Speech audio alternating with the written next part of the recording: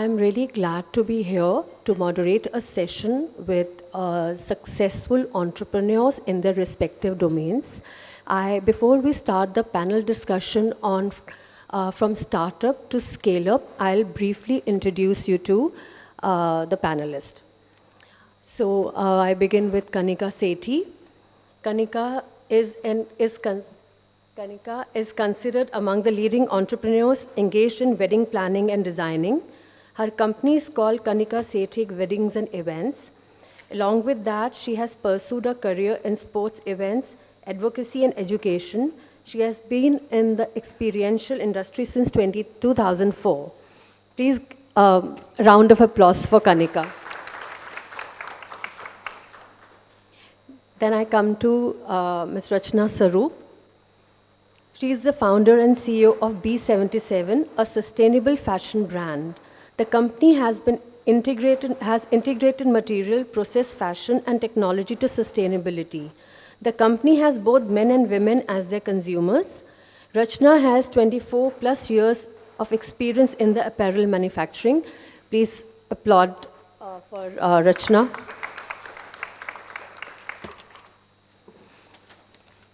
Then I introduce you to Priyanka Sachdeva. She is founder, Core and Pure, and which is engaged in manufacturing of essential oils. Priyanka is a management graduate and has worked with the likes of ICICI, ABN AMRO in varied capacities. She started this venture in essential oils as she was always passionate about them and its efficacy in wide usage in an individual like anxiety, sleeping problems, etc.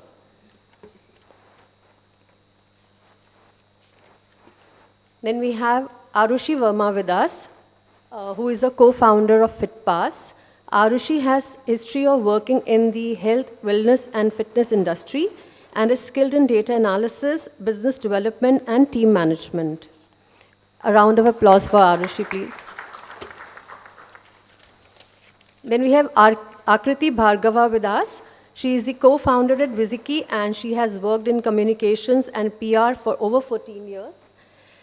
With multiple startups under her fold. Wizikey is a PR tech startup that helps brands with their social media presence, uses AI extensively to crunch mammoth reports in just 10 minutes. So this is a very interesting panel with all successful women entrepreneurs from different fields, and I'll take up some few questions with them. Thank you so much, and I hope you enjoy the panel discussion. Thank you. My first question, as the panel discussion topic is startup to scale up. So startup तो हम सबको पता है कि इन सब ने कर चुके हैं. Now हम बात करेंगे scale up की, that how the scale up has happened and how these successful entrepreneurs, successful women entrepreneurs have been able to move to 0.20. So I would start with Kanika. That Kanika, what was the one turning point that led to the first scale up to your startup? Morning, everybody. Thank you, Business World and Mr. Batra for having all of us here. It's a pleasure to be here and to share stories with all of you and a wonderful, stellar, successful bunch of ladies over here. So I think my first scale up happened right after the pandemic because the survival and scale up took two very different meanings, and I think Kanika Sethi Weddings 2.0 happened when we completely had to, and I'm sure everybody had to, revamp and really think of how we're going to get through this, sustain it, and grow. So I really feel that it's, for me, it's taken us the last 3-4 years to scale up, and now is the time where we feel that we're ready for our leap. And I think a couple of things is, you know, how you restructure the business from a human capital point of view, from a financial mapping point of view, from your collaborations point of view, you know, both your B2B and how you're present on the digital platforms impactfully, not just present over there, but impactfully. So I think I would safely say that first turnaround and scale up for us happened right after the pandemic, and now we're hopefully by the grace of God, ready to take a next leap forward. So. Great point, Kanika. That happened for a lot of people Yes. that they took up after pandemic. I would ask the same question to Arushi also, that in your domain, what was the turning point that you decided to scale up? So actually, pandemic was, I think, our second step. Before that was already the fact that people had started talking about health and fitness, and people wanted to focus on it. And when you saw all your TV ads, fitness was being thrown at you from every angle. So whether you saw a wheat ad, it was shot in a gym. Whether you saw mutual fund sahiye, it was in a badminton court. Everyone, the cricketers were opening gyms instead of restaurants. So people had already started talking about it. So that education in the market had happened, and I think COVID kind of made everyone realize how important your own health is. And like how Dr. Batra also mentioned, that at the end of the day, you understand, like it's, when you grow slightly older, you understand that your health is actually the most important thing. And like I always say, and my grandfather always said to us, was that your first priority in your life is your health. So I think the angle of health is the important thing, and that's what you have to focus on, which kind of pushed us further. Was one that people had already started getting educated about it, and the pandemic was the Push. final push of, okay, now you can go pan-India and just like do what. Correct. And just push No, it I up. completely agree. And health is the important factor. And after pandemic, I think we have all come to the conclusion, health is the wealth. And wealth तो कमाते रहेंगे, पर health का भी ध्यान रखना बहुत ज़रूरी है. Absolutely. And coming to Aakriti, so please tell us about your journey of Scale Up. So it's very interesting ki, thank you for having me on this panel with such wonderful co-panelists and entrepreneurs. And for every entrepreneur, there is a story, right? So my mindset changes the story. Like, her entrepreneur ना एक कुएं का मेंढक होता है और उस कुएं में रहता है तो वो सोचता है इस कुएं को पार कर लेंगे और इसमें चढ़ते जाते हैं ऊपर फिर suddenly there is a day or there is a moment that happens wherein either you have an epiphany. We were talking about epiphanies, and so either you have an epiphany or you have somebody who pulls you out. So I was in a very services oriented startup, and I had the fortune of having a very senior person in the industry as a mentor. And that one day I said, while I'm doing the services, we've also done a sort of a product which is in its minimum viable stage. So we went to him. He said, you come over, show it to me. And we showed it to him. And that's the founder of Naukri.com. Okay. Okay. And he said, why don't you scale this up? I'm like, I never thought about it. So, and you go in and he says that, okay, what do you need? And we said, we've never thought about it. We don't have the backing. He said, how much do you need? I'm like, really? If somebody can give you that sort of validation, pull you out of your own, well, and let you know that you're doing something right and there is a market for it, but you haven't found it yet, I think that's the mindset change that entrepreneurs go constantly in life. And I think that's one of the things that we work towards. Like Mr.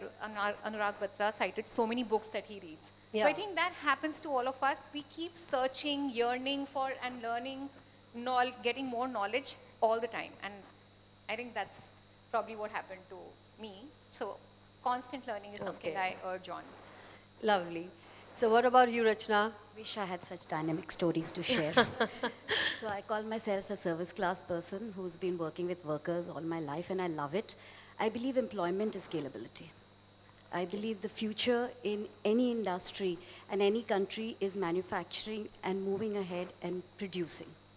I've been a manufacturer for over 24 years in the apparel world, but B77 is a baby startup from the COVID and is scaling up now. I'm very excited to say that. It's a journey, yes, because at every stage you have to do a checklist which says, are you doing it right? Is there a need? What are the next steps to move ahead? Money is an essential part, but I think more than money, what is very important is validation of your product. And when you're in a consumer world, the most important thing is understanding your consumer. I'm coming up with sustainable apparels. Now, everybody started looking about health, and that's very true, wealth. So we all know we need to eat organic food, but do we realize the biggest part of your body is your skin? and you're wearing clothes which are killing you every single day.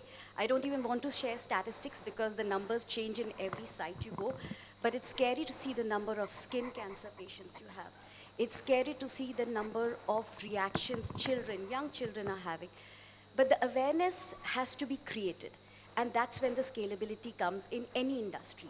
Awareness, need, and then going there and providing them with genuine products. I think that's what has been missing in all industry, the genuineness of what is being done. What we have started calling as luxury. It's not a luxury. It's the genuineness we need to go. Because we started compromising on so many things, whether it was life, whether it was the food we were eating, but that's also part of evolution. But today, I think what is most important is getting back to basic understanding and making those very significant change. And that's where scalability will be for all our businesses as I see it. Thank you so much. Now, Priyanka, what do you say? So good morning, everybody. And as she has introduced me already, I am in the business of essential oils. So first of all, I would like to know from you, anybody here knows what exactly essential oils are? Anyone? So one hand I can see just, yeah, can you please tell me? Right. So understand, I think at least 50 to 75 people, right? And we don't know what exactly essential oils are. So when we start a business, to be very honest, startup to scalability we are talking about, but for me, I always started by keeping in mind the scalability thing. Because for an entrepreneur, I think you just don't need to start. You have a vision why you are starting. There is a problem which you are solving, right? And as she is also talking about, skin cancer and all those are happening. So essential oil, first of all, I would say the smell you get from any plant part is because of the essential oil component present in that. And that's volatile in nature and they are nanoparticles. So whether you inhale it, consume it or use it topically, it enters your blood vessel and work on the hormone, right? और 95% problem जो हमारी होती है वो hormone imbalance के कारण होती है. जैसा इन्होंने कैंसर की बात करी, हम आज के डेट में बात तो करते हैं कि हम केमिकल नहीं यूज़ करेंगे, but end of the day अगर आप देखोगे तो इन a month at least 2500 grams of chemical we are using on ourselves, on our body. We just talk. हमें अभी जैसे उन्होंने मस्टर्ड ऑयल बोला, कोकोनट ऑयल बोला, तो मेरे साथ भी यही चैलेंज आता है कि जब मैं लोगों को एसेंशियल ऑयल बताती हूँ उन्हें ये लगता है. ऑल्दो जैसे लेवेंडर ऑयल होता है, जैस्मिन ऑयल होता है, ये सारे एसेंशियल ऑयल हैं. So when I came to the industry, I had in my mind, because I knew कि ये काम कर रहा है. I belong from a very traditional family. Bihar में एक जगह है मुजफ्फरपुर, वहाँ से मैं बिलोंग करती हूँ. And I have grown up with spirituality and वो फूल चढ़ाना एंड ऑल दो. So everything has a science behind it. But when I saw कि गैप है, लोगों को पता ही नहीं है आप वो काम कर क्यों रहे हो.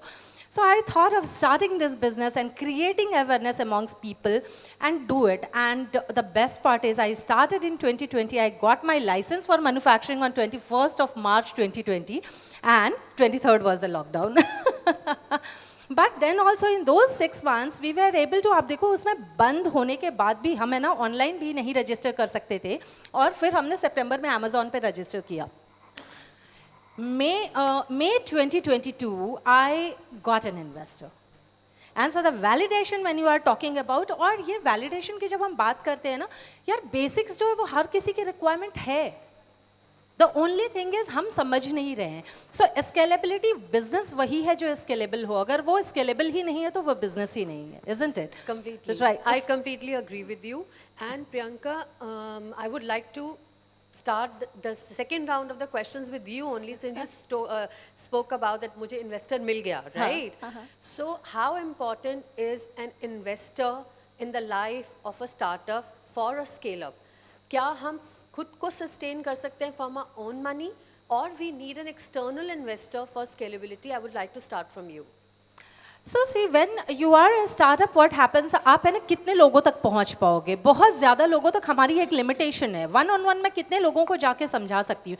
जैसे यहाँ पे आके अगर मैं बात कर रही हूँ तो मैंने 50 लोगों को बताया what exactly essential oil is. But मुझे ऐसे सेमिनार्स कंडक्ट करने हैं, मुझे ऐसे अवेयरनेस कैंपेन्स क्रिएट करने हैं, then you need investment, right? और जब आपको इन्वेस्टमेंट चाहिए, आप बूट स्ट्रैप्ड आप उतना ज़्यादा ग्रो नहीं कर सकते हो, उतने फास्ट नहीं कर सकते हो. And I am not saying कि अगर मैंने है ना 2020 में शुरू किया और 2024 में मेरा it should be the business should be 50 crores worth और something like that. I am not talking about that कि उतना टर्नओवर होना चाहिए. But yes, money is the blood. That's the blood, that's for sure. But again, when you get the investment, when you have to scale up, you need to be very, very careful on कि आप उस चीज़ को कैसे invest कर रहे हो. That is because you are investing again into, grow your business. And team is the most important factor, what I would say. अगर आपकी team haywire हुई, understand आपने जो अकेले create किया था, till the time you have brought that investor, you are finished. So that is very important. Money is important, but again, how you are investing that money is also very important for scalability. That's a very good piece of advice. And how about you, Rachna? Well, that goes without saying. बिना खून के हम कुछ नहीं कर सकते. So it's a they say without any fund flows. But having said that, it's a paradox. It's a catch-22 situation. Right. You do need the money, but you need to be very prudent about how that money is scaling you up. Because it's a very tricky situation you go from, where you're validating your product, you're marketing your product, yet you do have challenges which you need to think whether you want to get the money from outside and then scale it up, or you need to use your own resources at that stage, validate your brand, and then go out. Correct. So this is a challenge which will keep happening, not just at this level of scale up, but every growth stage that you have. Now, what really works is how strong and how well controlled you are on that business. Now, business has multiple facets, which is marketing, finance, product, but essentially, when you put all the 5 points together, that's your fist, including your thing. So if you are in control, then you should go out and seek help and make that hand a stronger punch and make it go all over. So which means you reach out to people who are like-minded. Correct. To me, the first scalability stage should be to look at like-minded investors. Once you reach that, then you take the next leap where your product and your company speaks more than you do need to. And then you reach out to the next level of investors. So I think scalability, money are all interlinked. Correct. Nothing can be kept away from each other. But at which stage, who you reach out to, how you reach out to is a very, very important part. Correct. So for going ahead in any environment, whether it's through COVID, startups, or anything, you have to grow. Without growth, there is no future. And that's what we believe at B7. So B77 actually means passion, positivity, and progress. So you do need partners. Without partners, it's very tough to do anything because your mind also needs a third person view. Right. I mean, we have 5 of us sitting here almost saying the same thing but differently. Yeah, I agree. And we still need a moderator. Yeah. So I think it's important to have people to guide, mentor, finance you, support you. Lots of it together. So Aakriti, आपने बोला कि naukri.com आपको मिल गया and validation का एक बड़ा strong point था and I was thrilled when you told me somebody really validating your product and naukri.com is really huge coming to you. So now tell me about your experience. Were you able to finally get the funding from them and were you able to scale and what was your experience? So we did raise funding and that was in 2019, just before just 8 months before the COVID. So I've had a up and down sort of thinking about funding. That's because in our business, which is SaaS, we generate a lot of money upfront. Okay, so if somebody is paying, they can pay us for the year. Okay. And we can, then we have that cash and we can invest that cash. And also I come from a services background, so I've never seen a burn situation wherein you're making lesser money than you're spending. So I don't come from that mindset. So I think one big thing that investment brings to you is KPIs. They help you see how you're progressing and measuring. that mindset, like I'm saying again, that mindset change is very big. But what they don't bring is, because you're constantly under vigil, you may take it positively. Sometimes it becomes negative, sometimes again positive. So you have to know that the business should be able to generate money. Investment should go into things which will help you scale in the future. Correct. Now we have such high debates on customer acquisition cost, which is CAC, lifetime value of a customer, which is LTV, right? And LTV by CAC ratios, etc. I think what investor does, and you may want to read books that could help you, but it's not really that important to get investment. But you should be able to bring those metrics, bring that mindset to the table. And if you're not getting that, seek mentorship. But you can scale a business. I mean, Correct. You can. All right. Now, Arushi, what about you? So I'm actually wholeheartedly agreeing with her, because Okay. you need funds, but it's not necessary that you need an investor. If you are able to self-sustain, Right. of course, you just have to know what is the right segments that you need to invest the money in. And like Priyanka had also said, if you mess up your team, there is a lot that you can mess up with. You've put in so much effort and taken it to a certain level, so everything actually goes hand in hand. And so with FITPASS, the last round of funding that we raised, which was also from a consortium of investors, and we've never raised VC funding, was in 2018. Post Okay. that, we've done everything. We've self-sustained ourselves. That's very nice. So I've never been a person, and like she said, she comes from a services background. I think I've never been the kind of person who's like, the spend is more than the income. The push has always been to generate as much income as possible. And we've always just kind of been bootstrapped. We've just run that way. I think it was also because raising funds at that point of time was quite difficult, because India was still solving for roti, kapda, makan. So nobody was actually looking at fitness to invest in. Considering that we started with that mindset, that kind of just continued on. So we've reached where we've reached. We're in 45 cities now. Amazing. And without actually having to raise funds, we've just self-sustained. That's and a very, gone through. yeah, it's very interesting. What about you, Kanika? So a little bit of course, agreement with everybody. Now, I'm in the event business, in the wedding planning and sports events business. So in order to begin a wedding company, you don't need that kind of capital funding, because you can work conservatively from a space point of view, etc. Now, I don't know if any of you or most of you have seen Made in Heaven.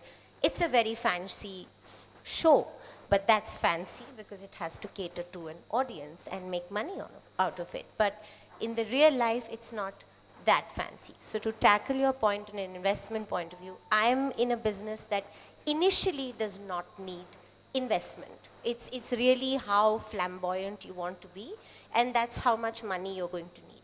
Having said that, I think at this stage, if I was to look at scalability, I would possibly look out for some funding. Investor or not is my choice. Two things very critical is, I think making money is very easy. It's managing the money. It's also, as an entrepreneur, when you're so stressed all the time about money. You have to pay salaries on the 7th of the month. You have to buy the ribbons. You have to buy the buttons. You have to do XYZ. There's no choice. So every day we're thinking of money, money, money. So when that money comes to you in a large chunk, it's also very easy to get carried away. And then you go take a fancy office on Mehroli, and then you have Velvet, and you create a Sabyasachi store, but you're not a Sabyasachi store. So I think value engineering of that money. Where is it going without getting carried away? And I have lived the trauma of this with a startup, etc. So my biggest learning was, you have to be EBITDA positive. You have to be able to self-sustain. Investment is very important, but value engineering of that is critical.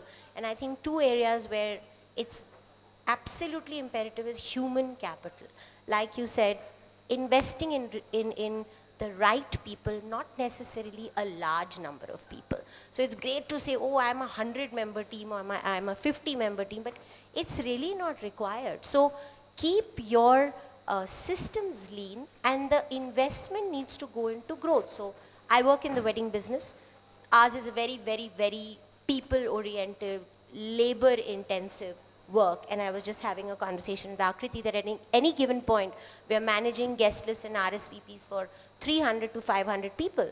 Now, I want to invest money in possibly developing a tech product that is going to make my systems more efficient, so I can have fewer people masters at what they do, give them the juniors to assist them, but I want to put that money into making my investment, into making my systems more efficient. Secondly, I want my teams to be making good money, growing with their vision. Their financial freedom is as important as our financial freedom. So I think investment is needed, but it is critical to be self-sufficient to nikalo your kharchas, and every money that comes in is not for flamboyance, is for real-time growth. That's really my view on Well investment. said, Kanika, a very important point. I'll have a quick last question to the panel. Now, this is a Women Entrepreneur Summit, right? And we are all, I'm sitting with very nice, successful, eloquent women. Now, I want to understand, what are we doing for other women? Are we mentoring? Yes. Are we giving them employment? Yes. How are we uplifting other women in Bharat? Because हम खुद अगर आज उस मुकाम पे हैं, तो क्या हम बाकी औरतों के लिए भी कुछ कर रहे हैं? So I would really like to know, Kanika, from you. We're an inclusive company, but we're dominated by women in my organization. I think growing up in India, doesn't matter man or woman, boy or girl, the one thing that we are not taught is financial literacy and how to manage it and how to be financially free and independent. It's great to save up to go for a holiday. We must go for a holiday, but there are other things that can be done with it too. So I'll just talk about myself. In a lot of ladies, and I ensure that, and I tell them that a part of their salary will go into a SIP account. They don't have an option in that matter. So we really work from that point of view, from training. I've been teaching for 12 years now, and I teach special events and sports management. So we're always big on training and development, big on mindfulness, not just for the sake of saying it and say, chalo subah meditation kar lo. Yes, but making these atomic habits, one of the best books I've also read, making these atomic habits a part of the culture of our company, training of the women, being flexible.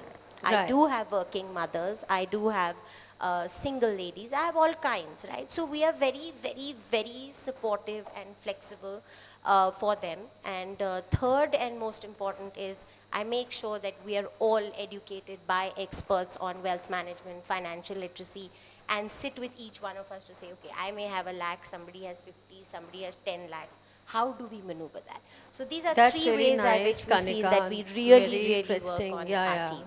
Yeah. What about you, Arushi? Let's have a quick round on this. Yeah, quick. So we've just kind of scaled up and hired more people, and we've now, starting from the next financial year, taking up trainings for women as well as men, because financial planning, like nobody Yeah, knows. absolutely. So we're starting all of this now, because it's only in the last 3 months that we've gone from a 20-member team to a 70-member team. Amazing. And so now all of that is starting, Okay. and how we can help people do better. And I do try to build the team and help the women take their leadership roles, and to help them grow, understand that, okay, this is how you should be presenting yourself, this is how you should be conducting sessions. So that I've been doing for. Great.